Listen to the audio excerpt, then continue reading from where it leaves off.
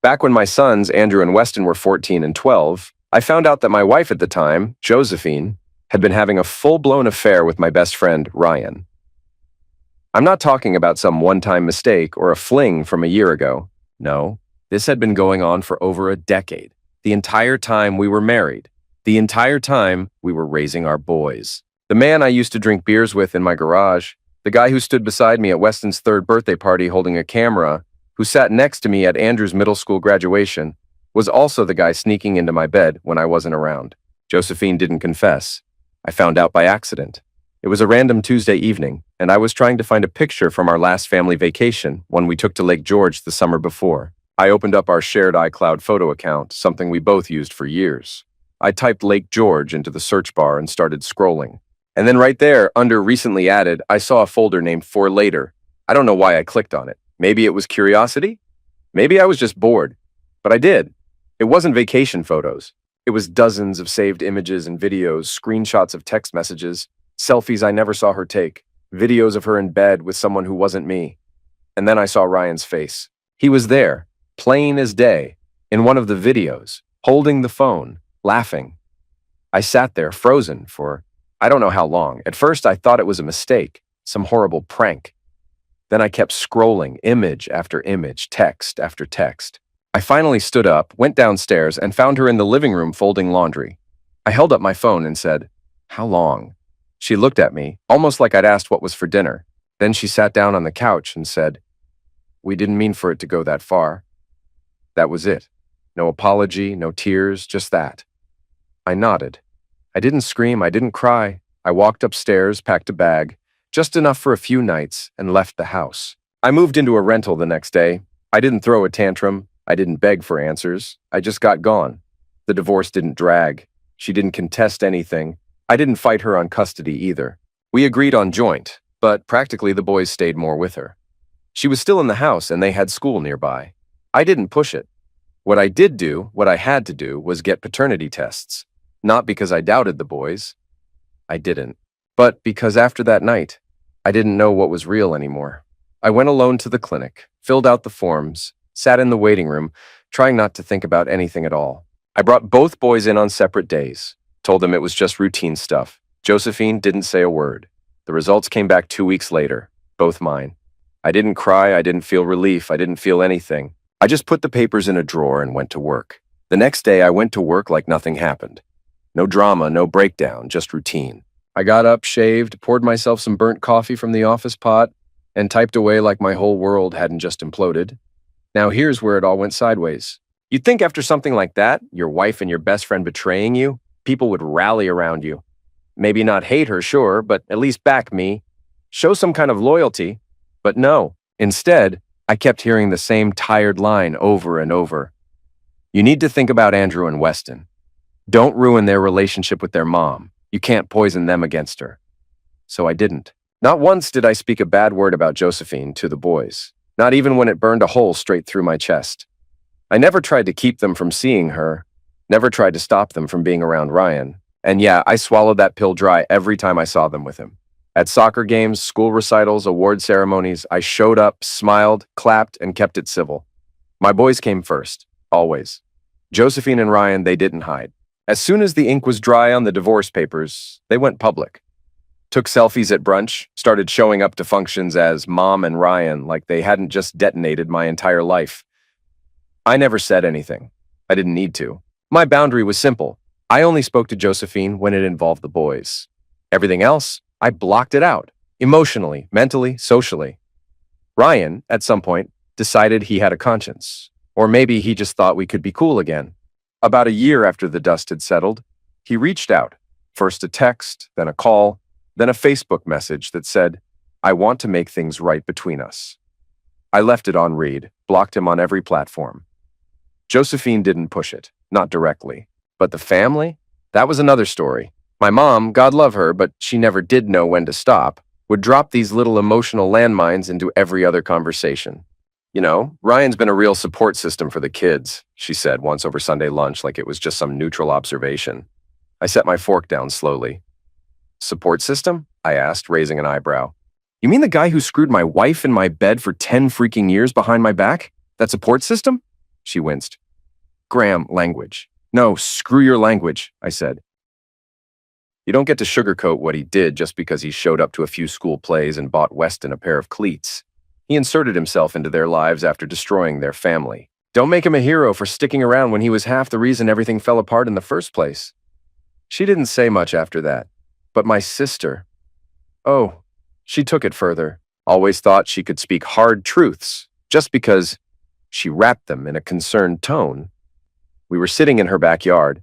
She was sipping wine, legs tucked under a blanket. He really stepped up when you walked away, she said. Just like that. No hesitation. Like I hadn't just taken a knife between the ribs 2 years prior and kept walking. I turned to her slowly. He did not step up, I said evenly. He was always there, in my bed, screwing my witch of an ex-wife. So stop painting him like he's some saint. I divorced that witch because of him. If he is so good, then I pray you get a husband like him. She blinked, mouth slightly open. And let me make one thing crystal clear, I added, leaning forward. I never walked away from my boys, never. I was there for every game, every parent-teacher conference, every time they needed me. But I refused to play happy family with a man who betrayed me in my own freaking house. You don't have to yell, she murmured. I'm not yelling, I said coldly. I'm setting the record straight. She tried to change the subject after that. I didn't let her. Next time you want to talk about who stepped up, I said, standing up to leave, maybe think about what it costs someone to stay. Because I stayed in my boys' lives without pretending the man who destroyed my marriage was some gift from God. I kept it civil. I kept it honest. And that took more strength than you'll ever understand. I left her sitting there in silence, the stem of her wine glass trembling just a little in her hand. That was the last time anyone in the family tried to push that narrative on me. 2 years into their little Hallmark romance, Ryan got sick, something terminal.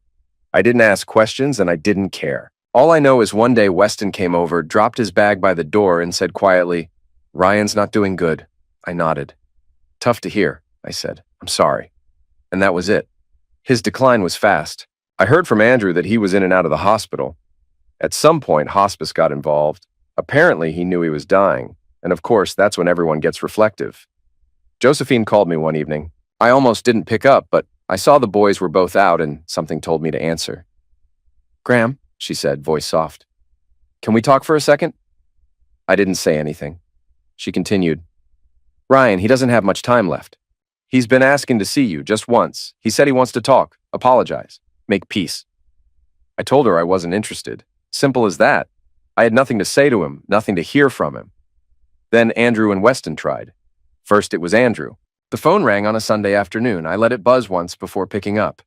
Dad, he said, his voice careful, too careful. Ryan, he's not doing well. It's really bad. I said nothing, just waited. He's been asking to see you, Andrew continued. Just once. He wants to talk, apologize, make peace. I let out a breath through my nose. That's so, yeah. And look, I know you two have history, but history? I cut in, sharp now. Is that what we're calling it? You mean when my best friend was screwing my wife under my own roof? Silence. Then he cleared his throat. He's sorry, Dad. He loves us. He wants to do the right thing before he dies. You owe it to us. For closure? Owed? I laughed, flat and humorless. I owe you closure with the man who destroyed our family? Screw you, son. Andrew's voice got tight. He's dying, Dad. I don't care if he's dying. Why should I? That landed like a slap. He paused, then said, It's the right thing to do. I felt heat rise in my chest, but my voice stayed steady. Who are you to tell me what is right? I said. Hey, son, why don't you let him screw your wife? Let him shatter your marriage. Let him piss on your loyalty and burn it to the ground. Will you still talk about the right thing then? Walk in my shoes for a mile. You might understand why I feel nothing but contempt for that piece of crap. I know you won't. So come down off that high horse, Andrew. You're being petty, he snapped. You're clinging to the past. You're making this all about you, like always. I let out a bitter chuckle. Freaking right, it's about me. You think I asked for this? You think I wanted to raise 2 boys in a lie while my so-called friend played family behind my back? He didn't respond. I lowered my voice. Why don't you go tell him to let go of the past? Tell him to stop reaching for forgiveness he doesn't deserve. I'm not your priest.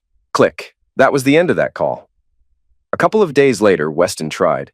His name popped up on my screen, and like a fool, I answered. "Dad," he said quietly, "look, I know things are complicated, but can you just do this one decent thing for us?" I paused. "Nope," just like that. There was a long silence. I could feel him collecting words, trying to tiptoe through this minefield. "You're bitter," he said finally, voice cool but firm. "You couldn't even do this one thing. Ryan's been more of a father figure than you have in years." That hit harder than he could have known, but it didn't crack me. No, it flipped a switch. Something cold and final settled in my chest. I stood in my kitchen, phone pressed to my ear, staring at the same counter where I used to pack their school lunches. I took a deep breath. "If that's how you see it," I said calmly, "then consider me dead." He didn't answer. "You've got your new dad," I added. "Keep your happy little family, I'll stay the heck out of it." Then I hung up. No yelling, no emotion, just done. And I meant it.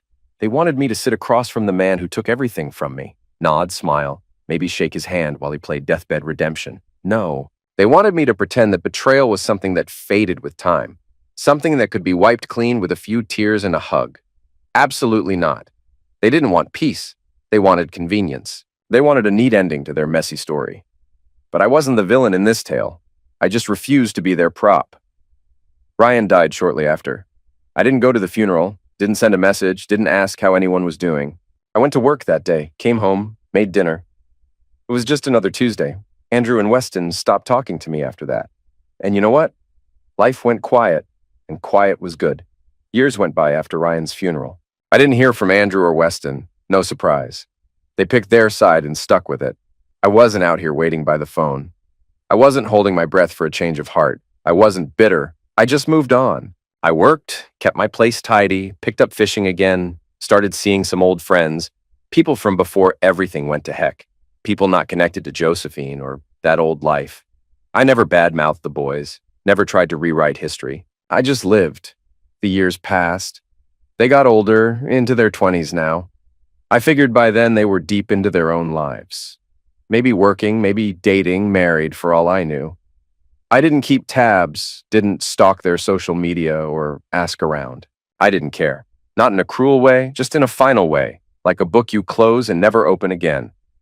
Then, at the start of this year, Andrew reached out. First, it was a message on Messenger. "Hey, I've been thinking about you. I miss you. I'd really like to talk if you're open to it." I stared at it. Didn't click. Didn't reply. Just let it sit there like a dead fly on the windowsill. A few days later, another message. "Dad, I know things got really messed up, but I was young. I want my father back in my life." Still nothing from me, not a word. Then came the texts. Somehow he got my new number. Maybe from my sister, maybe Josephine, didn't matter. The texts kept coming, this time longer. A block of gray text on a screen I never asked to read. "I didn't understand everything back then," he wrote. "Ryan's death changed me. I regret what I said. I realize now that you were the one who held everything together when I was growing up, even if you weren't loud about it." I read it all once, then deleted it. It didn't move me, not even a flicker. I didn't need closure. I didn't need forgiveness. I didn't need anything from him. Whatever epiphany he had was his to carry, not mine. But he didn't stop. Every couple of weeks, thinking of you. Or, "Hey, please let me explain." One time he even dropped an old photo into the message, me holding him as a baby. I was probably 29 in that photo. Tired, smiling, holding him like the world revolved around that little body in my arms. Like that was going to do it. Like that was going to snap something loose in me. It didn't. What it did was piss me off.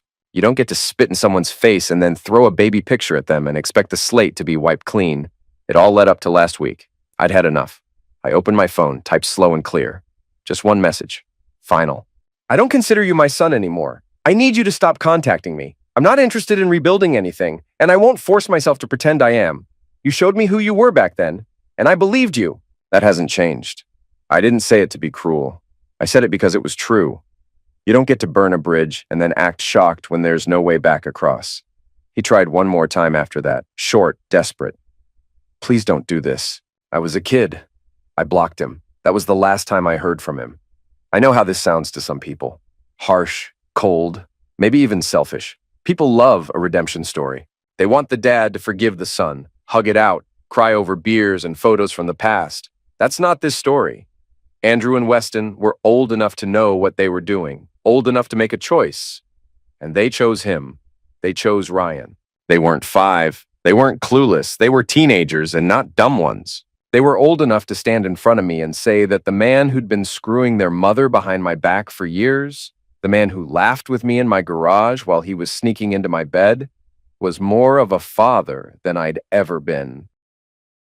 You don't say that kind of thing by accident. You say it because you mean it. People like to imagine betrayal as this clean-cut moment, paper signed, keys handed off, a new chapter begins. But it doesn't work that way. Betrayal echoes. It's there in every empty chair at Thanksgiving. It's there in every birthday I spend alone. It's in the way people look at me like I'm the problem, like I'm the cold-hearted bastard for refusing to get over it. But why should I? Why should I pretend to forget when they remembered every inch of what they were doing? No, I'm not interested in being a father again. Not to someone who watched me unravel and still spit on my name. I didn't cut them off the day I found out about the affair. I didn't run. I stayed. I kept things civil. I picked them up for weekends. I showed up to school events. I played my part even when I wanted to disappear. I put their needs first, even when mine were in shambles. But that day, they looked me in the eye and told me Ryan had been more of a father than I'd ever been. That's when I stepped away. Not before. Now? Now I live quietly. I go to work. I come home. I grill a steak when the weather's good, and I sleep like a baby. I'm not out here drowning in regret. I'm not refreshing their social media. I'm not waiting for an apology wrapped in a Hallmark card or a teary voicemail. I'm done. Josephine's still around, from what I hear. Haven't seen her in years. Don't want to. She made her choice. She rolled the dice, and she got the innings she deserved. Ryan's dead, her sons are grown, and whatever fantasy life she thought she was building with him, it is what it is now. Routine, quiet, and without me in it. As for me, I'm doing all right. Life's not exciting, but it's peaceful, and I'll take that every time. I don't need fireworks or noise. I've had enough of both to last 2 lifetimes. What I crave now is stillness, the kind that doesn't come with conditions or apologies. Later this year, I've booked myself a solo vacation. A week by a lake, nothing fancy, just a little cabin with a porch and a dock, a few rods, a cooler of beer, and no phone signal. That's the dream. No drama, no forced conversations. Just me, the water, and the silence. I can't wait. And no, before anyone asks, I'm not dating, not interested. That part of my life, it's off the table. I've got friends, I've got a few coworkers I trust. That's more than enough for me. I don't need someone else coming in and poking around the parts of me I spent years stitching back together. It's not about Josephine anymore. It's not about bitterness or heartbreak. It's just where I'm at. If Andrew ever reaches out again, I'm not planning to respond. I meant what I said. I'm not interested in pretending something's alive when it's long been buried.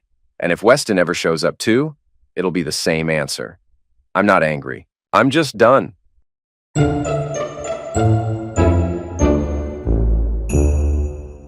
Now for the second story. I met my wife, Leilani, when I was in my early 30s and she was in her mid-20s. We couldn't have been more different in terms of our backgrounds. I had already made a name for myself working as a quant. Long hours, tight deadlines, high stakes, but I thrived in that environment. I was financially stable, borderline wealthy by most standards. I'd lived frugally through my 20s, invested carefully. And by the time I turned 30, I had more than enough to retire early if I really wanted to. She, on the other hand, was sweet, charming, and in a completely different world. She hadn't gone to college and worked odd jobs here and there. Nothing particularly stable or career-driven. When we met, she was working at a small cafe and shared an apartment with 2 roommates. She didn't mind it, and said she liked the simplicity.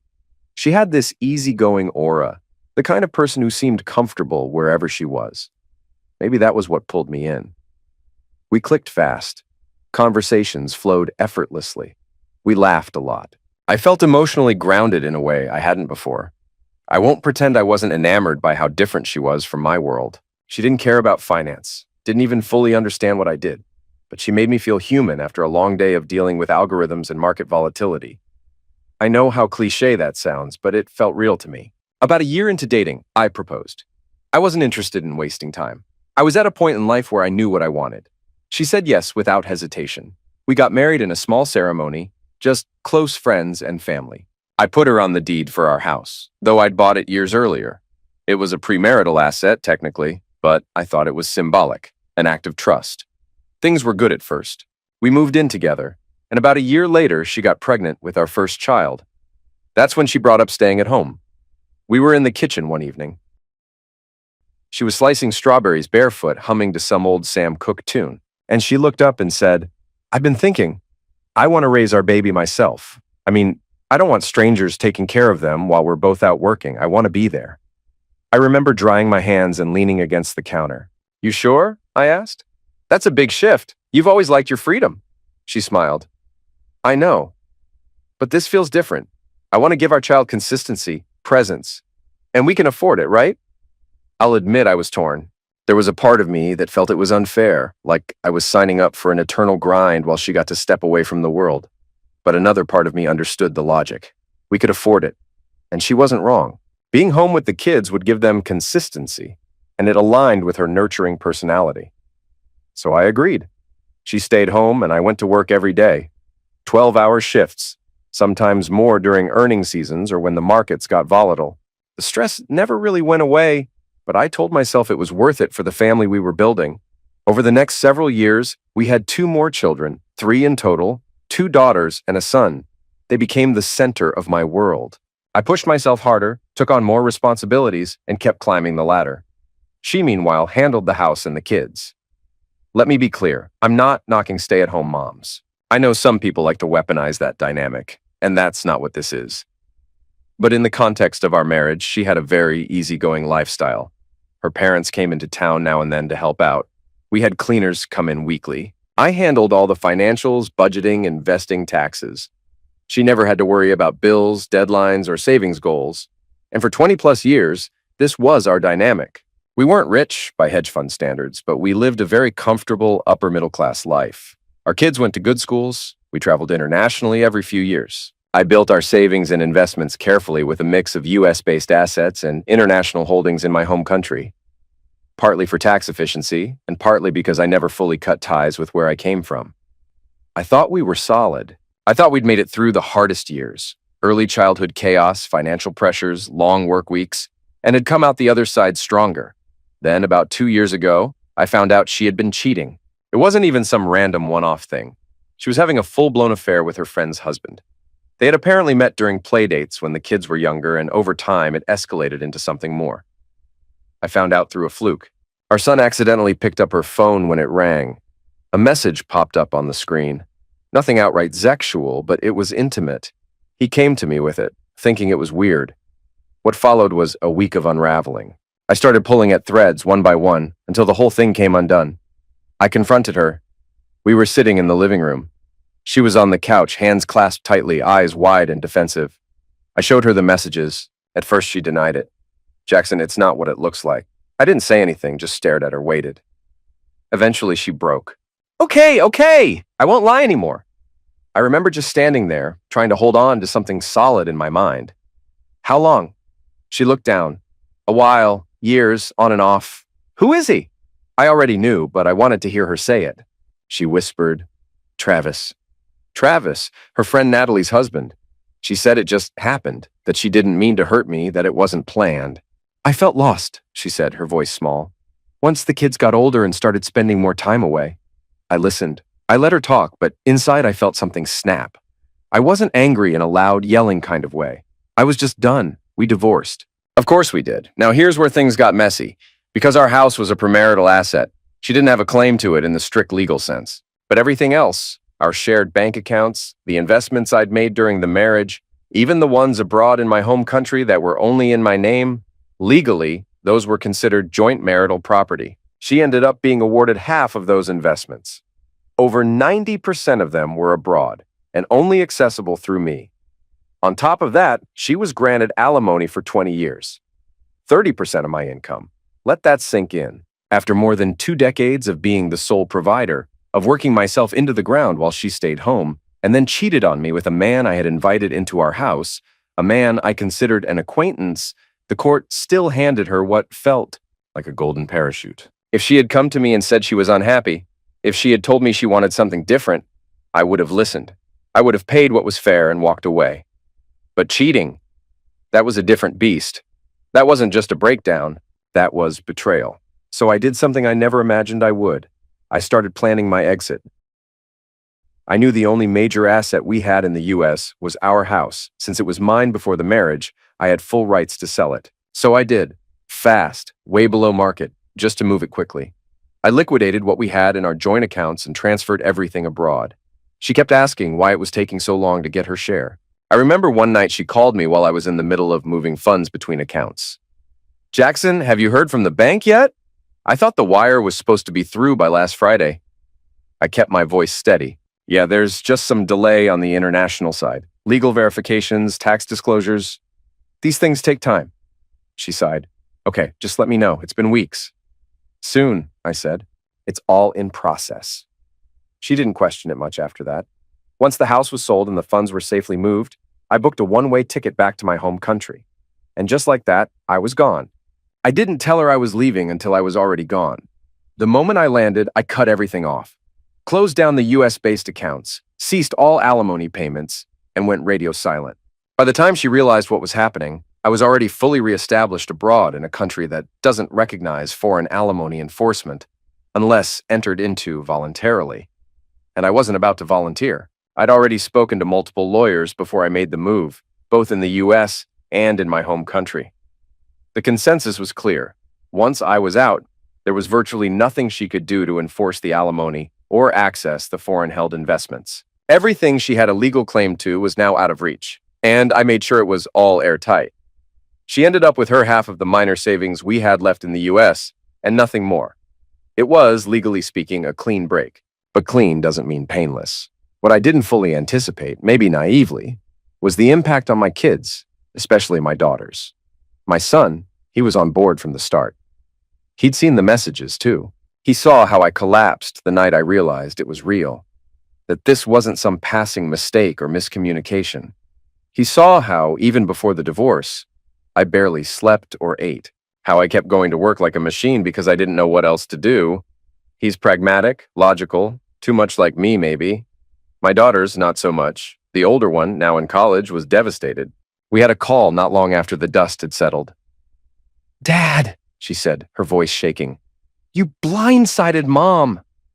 "She cheated," I said, keeping my voice calm, measured. "I know, I'm not saying that was okay, but you financially ruined her. She gave up 20 years of her life to raise us, and you just, what, vanish with everything?" "I didn't vanish," I replied. "I protected what I built." "You should have handled it like an adult," she snapped. "Like a father. Like a man." That one stung more than I care to admit. She hung up before I could even respond. The younger one, still in high school, didn't say much at first, but she started pulling away. Rare texts, short calls. When we do talk, there's this underlying resentment, like she's waiting for me to apologize for something I'm not even sure I regret. They both sided with their mom, emotionally at least. And while I get it, she was the one who raised them day to day, who was at every recital and parent-teacher conference. I can't help but feel betrayed all over again. Like the loyalty I thought I'd earned by breaking my back for this family was conditional. I don't expect them to hate her. She's their mother.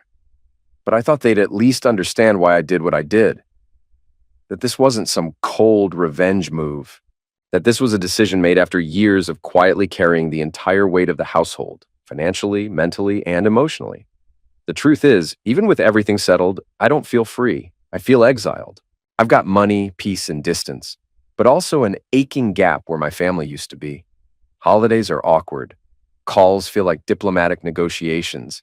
I send money for birthdays and tuition, but the emotional currency, that's gone. There are moments, late at night, where I ask myself, did I go too far? Could I have just taken the hit, paid the alimony, and walked away with a cleaner conscience? But then I remember the smug look on her face the day the settlement was finalized, like she'd won. Like I was just another idiot who worked so she could live in comfort and cheat in peace. I gave her everything I could, 2 decades of unwavering financial support, a comfortable lifestyle, full autonomy. And the second things got boring, she looked elsewhere. I'm not looking for pity. I made my choices, and I don't regret protecting myself. But my daughter's reaction? It's made me question if in protecting myself, I became something else entirely. I knew the pitchforks were coming, but I underestimated just how many people would outright ignore the full picture. So let me make a few things very clear because the idealized version of her that people keep parroting, that's not the woman I divorced. Yes, she stayed home and raised our kids. I never said that had no value, but people are painting her like she was some selfless saint who gave up a thriving career for the sake of our family. That's just flat out revisionist. She never had a career to give up. When I met her, she was working 30 hours a week at a coffee shop, barely paying rent with no degree and no long-term ambitions. That was her lane, and she was content in it. She told me explicitly once, sitting on the couch with her legs curled under her, flipping through a magazine, "I never vibed with work. It just doesn't suit me." That was a direct quote. She wanted comfort, and I gave it to her fully for 20 years. What most people didn't see, what they still refused to see, was the entitlement that grew with every year. At first, she was grateful. I remember those early years. I'd come home exhausted, and she'd meet me at the door with a smile, dinner on the stove, kids napping, or at least attempting to nap. It felt like a partnership, like we were both doing our part to keep the machine running. But that shifted, slowly at first, then all at once. Once the house, the lifestyle, and the kids settled in, she changed. She started treating my income like it was her birthright, like the money just appeared because the universe owed it to her. She got used to the luxury she never earned. I'd come home from 12-hour shifts, sometimes more if there was a market shock, and instead of, "Hey, how was your day?" I'd hear complaints about how the housekeeper didn't do the dishes quite right. Seriously, the housekeeper. She'd sigh dramatically and say things like, "Do you think we could finally take that trip to Santorini next year? Everyone's going." I'd remind her we'd just gotten back from Portugal a few months ago, and she'd wave it off like that didn't count. She once complained that I didn't take enough vacation when, honestly, we traveled more than anyone we knew. It felt surreal.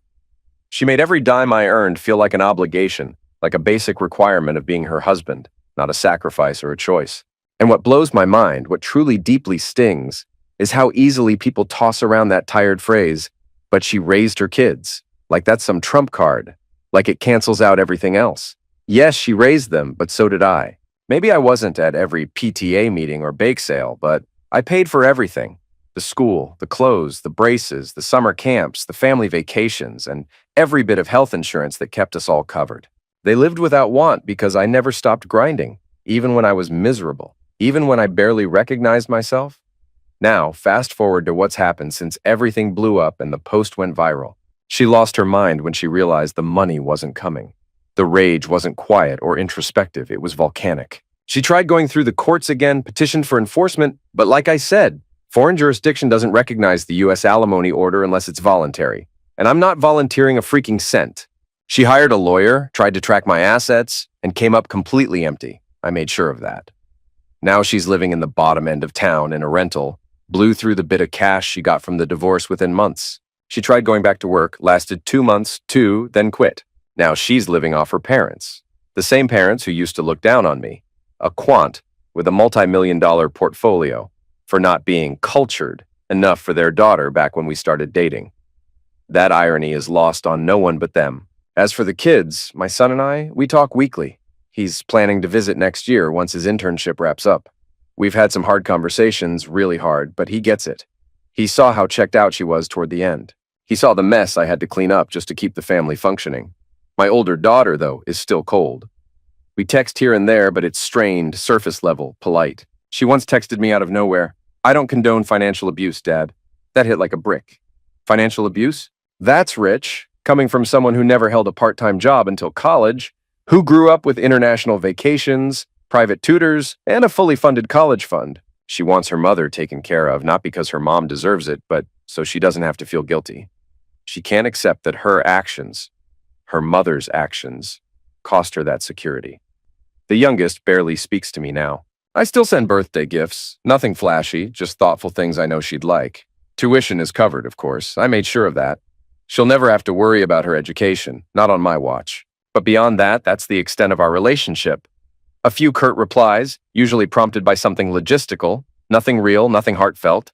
I hope one day she'll come around. I really do, but I'm not holding my breath. People keep saying I did this to avoid my kids, like I abandoned them, like I vanished into the night because I couldn't handle being a father anymore. They're dead wrong. I didn't do this to avoid my kids. I did this to protect myself from a woman who saw me as a paycheck, not a partner. You think it's easy to just up and leave the country where your kids are growing up? To watch them drift further away every month while you hope the next call will be a little warmer than the last? It wasn't easy. It still isn't. But I've sacrificed enough for people who turned on me the second they weren't getting what they wanted. That's the part no one wants to talk about. She didn't leave because I was abusive. She didn't leave because I failed to provide. She left because after 20 years of building her a life of ease and comfort, she got bored. And instead of being honest with me, she went and betrayed me with someone we both knew, someone who used to stand in our kitchen and drink my coffee. I didn't move to disappear from my children's lives. I moved because I refused to fund the comfortable lifestyle of someone who spat on our marriage and walked away without so much as an ounce of accountability. If that makes me an a-hole in your eyes, so be it.